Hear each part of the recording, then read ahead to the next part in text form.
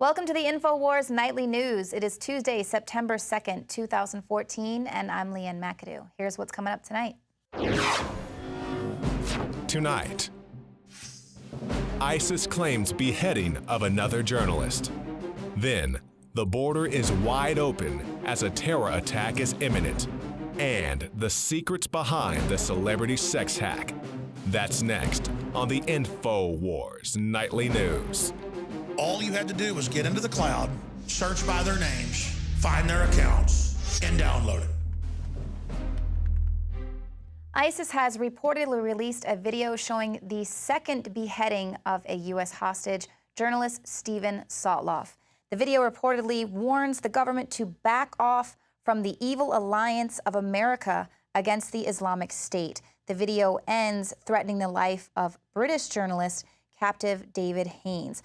There was no immediate confirmation of this video. However, ISIS did tweet out to some of its followers an apology letter saying that the video had been released prior to them giving the go-ahead. I don't know if that means they were still working on some snazzy editing techniques for this video. Some people thought the first video looked fake, so ISIS has apparently tried to improve the look of their video with this second beheading captured on film now. To me, it's just more horrendous and bringing the threat of ISIS into our collective consciousness. This is at the top of Drudge now. Missing jetliners raise fears of 9/11 style attacks. Following the takeover of Tripoli International Airport in late August, Islamist militias in Libya took control of nearly a dozen commercial jetliners, and Western intelligence agencies have issued a warning that the jets could be used in terrorist attacks across North Africa. They've also included a warning that one or more of the aircraft could be used in an attack later this month on the date marking the anniversary of the September 11th, 2001 attacks. Now, for all of you who are really into numbers, this has been floating around for a few weeks now, but today it is 9 days before September 11th, and there were 11 jetliners supposedly taken control of by the Islamic militia. So this is, of course, just all getting it really embedded in our collective consciousness. Of course, they're using those same numbers and imagery. But if ISIS is really wanting to use this video and all of this as a threat to get the government to step off, it's not working. And in fact, this propaganda video is actually helping to raise public support for going to war in Syria and in the region where ISIS is now taking control. Their war propaganda is working. Now a large majority of Americans want military action in Syria. This is a complete turnaround on the attitudes of 1 year ago. A YouGov poll released this week found that 4 times as many Americans now support U.S.-led military action than oppose it. Now, never mind that the government was proposing airstrikes to aid the rebels that it was arming in Syria just last year. Now, any U.S. military action in Syria is going to be sold on this exact opposite reasoning. Militant Islamic rebels are taking over the country. So you'll recall that last year, when news of the missing journalist James Foley was first reported, his kidnapping was blamed on the Assad regime. This is a CNN article. They were saying he was most likely abducted by a pro-regime militia group and turned over to Syrian government forces. They kept repeating, "We have multiple independent reports from very credible confidential sources. Jim is now being held by the Syrian government." His brother Michael Foley says he learned from highly credible sources that the Syrian government is holding him right now. He wouldn't elaborate. But of course, now we know that that was not the case. But the facts don't matter in this. It's back to getting the public to go ahead and be okay with going to war in Syria, pushing it once again back onto Syria. Now, while the government is going to be using the James Foley video and no doubt this second video to gear support for war in the Middle East, the feds are completely ignoring the threat that ISIS poses at the U.S. border. Of course, that's going to counter their, trying to pass sweeping immigration reform, so that they don't even want to talk about it. Now, Friday, Judicial Watch released a bulletin saying that investigators have picked up radio chatter saying that they were going to be, terrorist groups are going to be carrying out an attack on the border. And then separately, Breitbart also confirmed that it had obtained a document from state officials warning of a potential ISIS attack. Fort Bliss, which is the American Army post across the border from Juarez, was on high alert against a potential terrorist attack through the Labor Day weekend. Of course, now we know it's going to be going through the September 11th date. Our reporter Joe Biggs will be there tomorrow reporting to find out, is it a hoax? Is it going to be another false flag to take our liberties? Or will indeed it be true? Is there a threat? And in that case, will the Democrats be blamed for keeping the border wide open and inviting everyone in? Now here is Joe Biggs with an update on ISIS at the U.S. border.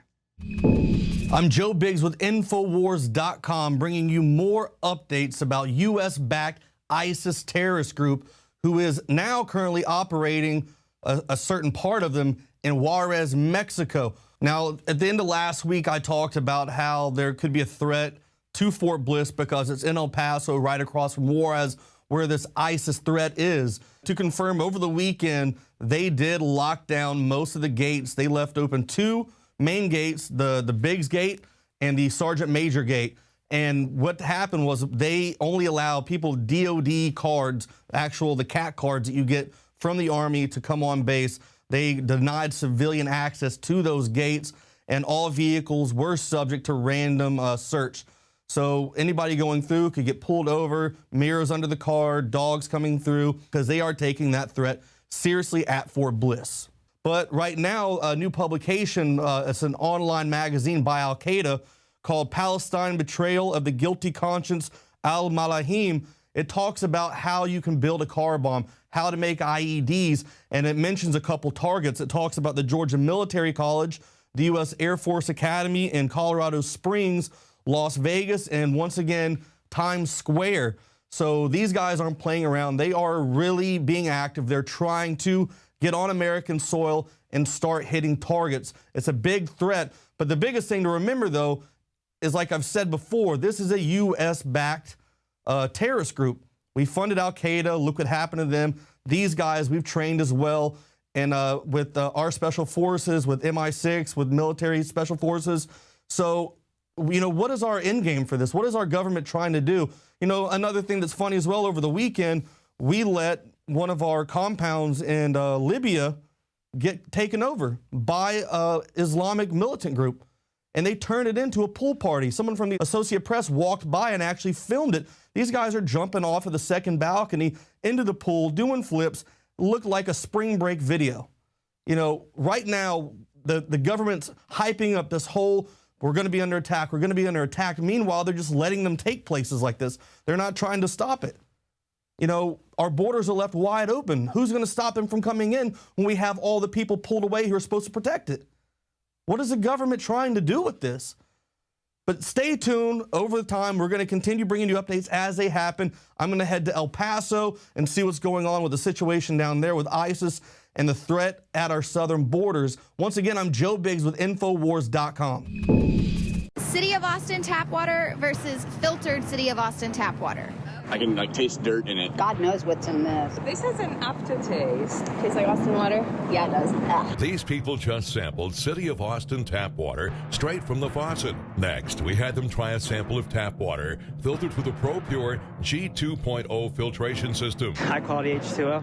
That one is better. Tastes like nothing. Yep, I know what good water tastes like. It's good water. Most tap water contains added substances like fluoride, chlorine, Monsanto's deadly pesticide, glyphosate, and many others. Studies prove that these substances are linked to an assortment of major health issues, including tooth decay, lowered IQ, and even cancer. It tastes like you're drinking out of the lake when you're drinking tap water.